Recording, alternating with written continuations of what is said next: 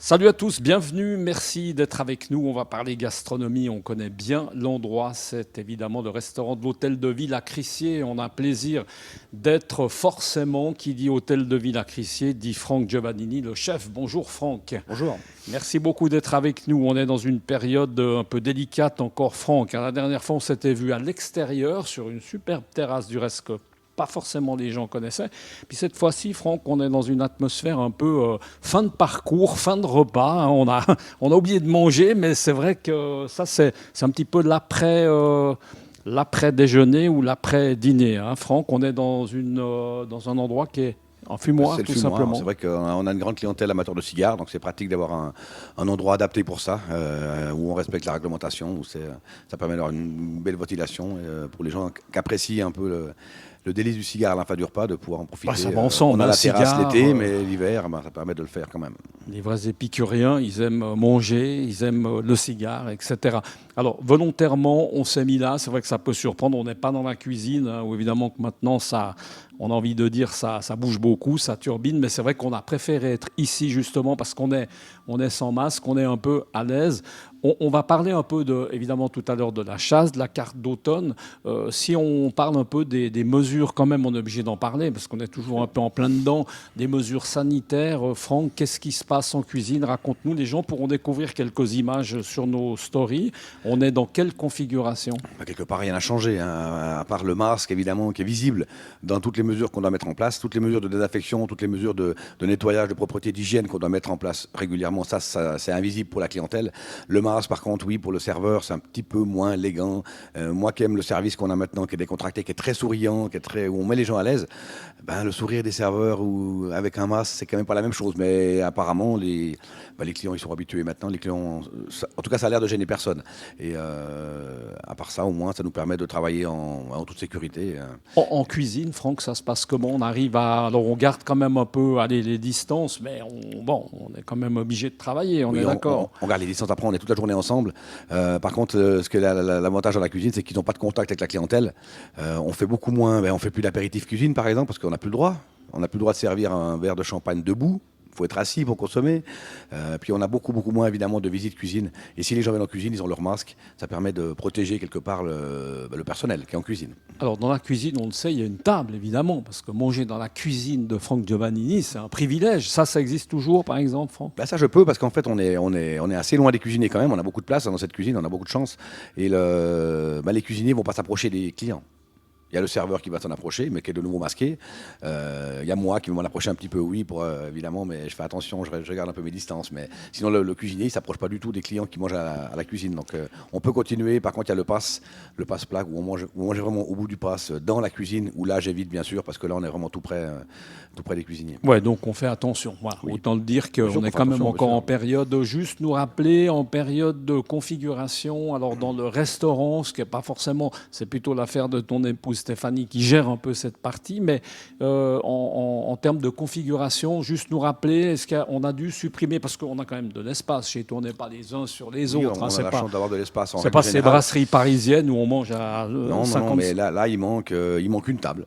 Dans la salle devant, la salle derrière, on a 5 tables qui ne changent pas. J'ai le petit salon privé qui est juste derrière nous, où là on met une table ou 3 petites tables, où on est à distance réglementaire. Donc Dans pas la de salle, gros changements finalement par il manque une rapport... table. Ça dépend comment on calcule, hein. C'est sûr que si on calcule une table de 2 sur un service du midi, c'est pas grand-chose. Si on calcule une table de 2 ou de 4 midi et soir pendant une année, ça fait peur. C'est C'est ça, énorme c'est le ça. chiffre d'affaires que ça représente. Mais voilà, c'est comme ça. On a la chance d'être ouvert, d'être complet tout le temps. C'est phénoménal, la clientèle est là, les gens ne sont pas trop partis, les gens n'ont pas voyagé, ils n'ont pas trop de loisirs. On le voit, la clientèle me dit, mais on veut se faire plaisir quand même. Donc il y a plein de clients qui sont venus cette année, qui découvrent la maison. Ils se sont dit, mais tiens, cette année on va y aller parce qu'on n'a pas pu faire grand-chose d'autre quelque part. Donc c'est pour nous une certaine chance, c'est qu'on a rarement autant travaillé en été quelque part. On travaille toujours bien, mais là, il n'y a pas une table de libre depuis le 12 mai, en gros, qu'on a ouvert. Donc c'est assez. C'est pour ça que cette petite table qui manque, c'est dommage, parce Ouais. que si elle était là, on pourrait la remplir. Et Franck, juste un mot, parce que venant de toi, on le rappelle juste comme ça en passant, 3 étoiles Michelin, 19 sur 20 de Goemio, c'est pas rien. Quand tu vois un peu ce qui se passe pour les autres, pour les confrères, quel regard? Qu'est-ce que tu te dis? Parce que pour toi, tout a l'air d'aller bien, mais Mais il y a deux, c'est quand même compliqué. Hein. il y a deux cas, moi je trouve, dans la restauration maintenant. Évidemment que l'hôtellerie est très impactée, et pour eux c'est très très dur. Ça dépend où on est aussi. Genève est très impactée parce que Genève est très dépendant de la clientèle étrangère, plus que le canton de Fribourg ou le canton de Vaud, je trouve. Hein.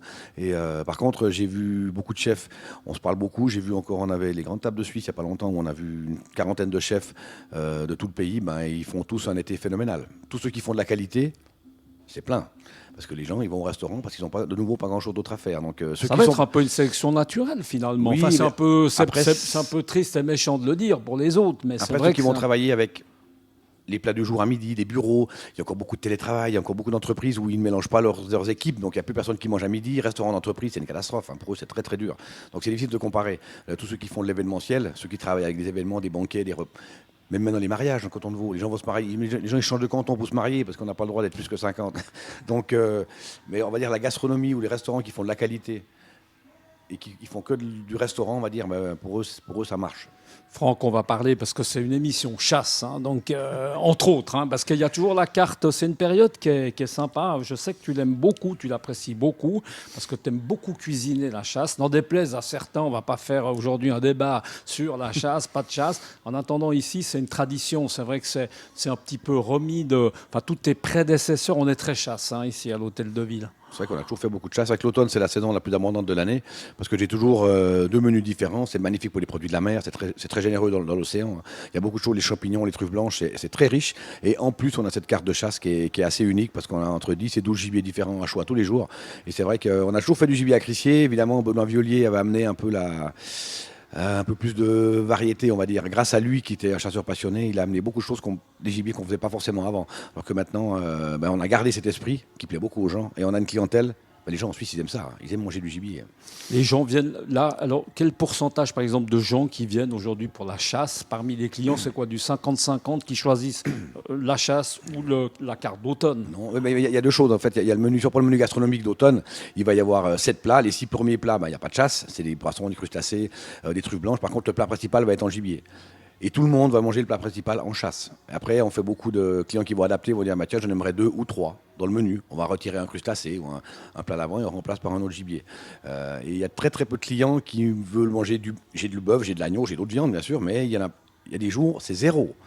Les gens mangent de la chasse en plat principal. Après, on a le menu tout chasse, ça c'est différent.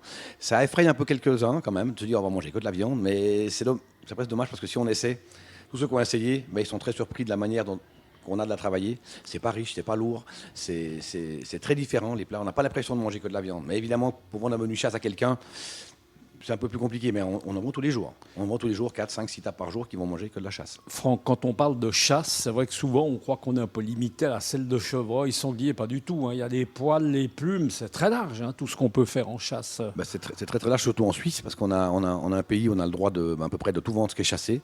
Évidemment qu'on fait que des animaux qui sont autorisés à la chasse, mais s'ils sont autorisés à la chasse, je suis autorisé de les vendre dans le restaurant, ce qui n'est pas le cas de tous les pays européens, par exemple. Même la France à côté de nous. Hein. Et on a en Suisse cette culture de la chasse où les gens aiment ça. Et de nous, on a à peu près 6 gibiers à poil tous les jours, 5 ou 6 oiseaux différents tous les jours. Et le fait de pouvoir travailler directement avec le chasseur fait une grosse différence, c'est qu'on achète les bêtes à la source. Et ça permet de trouver des animaux forcément. Si on veut acheter un mouflon ou un bouquetin, c'est difficile. Hein. Ils ne s'en chassent pas beaucoup, mais le fait de faire du direct avec les chasseurs, il y en a quelques-uns qui sont d'accord de nous les vendre et ça permet d'avoir des animaux qu'il n'y a pas partout.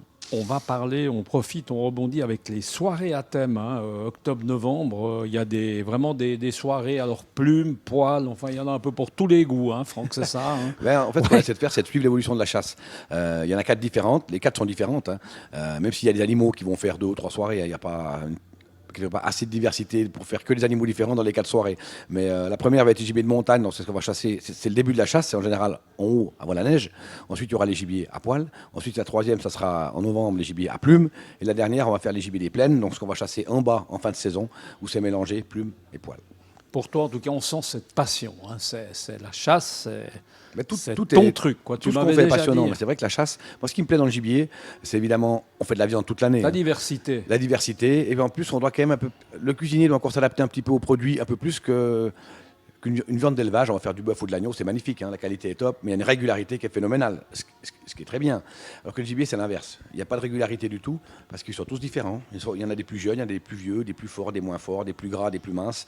Et ben, on ne va pas rôtir une bécasse qui est très grasse de la même manière qu'une bécasse qui est très maigre. Donc là, le cuisinier, il doit encore avoir un peu le feeling pour, on va dire, pour cuire l'animal ou l'assaisonner correctement. Donc ça, c'est vraiment ça, c'est une particularité du gibier que j'adore. Franck, on a pas mal parlé de chasse, de la carte d'automne, projection, parce qu'on est bientôt en hiver. Hein. Du reste, à certains endroits, on y est déjà. À Montana, en montagne, il y a déjà de la neige. Est-ce que là, on est déjà dans la partie hivernale? C'est-à-dire qu'on teste, on en est où? Est-ce qu'on peut... Allez, un petit scoop pour l'hiver ou non? Pas Oui, encore, mais c'est un alors, peu tôt. on a changé la carte d'automne il y a une semaine. Hein. Ça fait une semaine aujourd'hui exactement. Ah oui, donc on va pas Donc on est au brûler tout début. on Là, va- j'ai encore préparé. Cette semaine, j'ai un repas spécial la semaine prochaine. Et puis j'ai la soirée chasse, la première la semaine prochaine. Mais gentiment, je commence à caser un peu de temps pour commencer à penser à la carte d'hiver, oui, qui va changer déjà mi-décembre. Donc ça va vite. Et puis mais en plus de la Et carte là, il y aura des nouveautés, on sait déjà, non? Ouais ou non? Enfin, en fait, toujours un peu, il les y a des- nouveautés, elles sont là tout le temps, parce que les plats sont jamais les mêmes. Par contre, quelque part, les produits reviennent un peu les mêmes. Ça, c'est sûr qu'on ne réinvente pas vraiment les produits, surtout qu'on essaie de s'approcher un maximum de nous.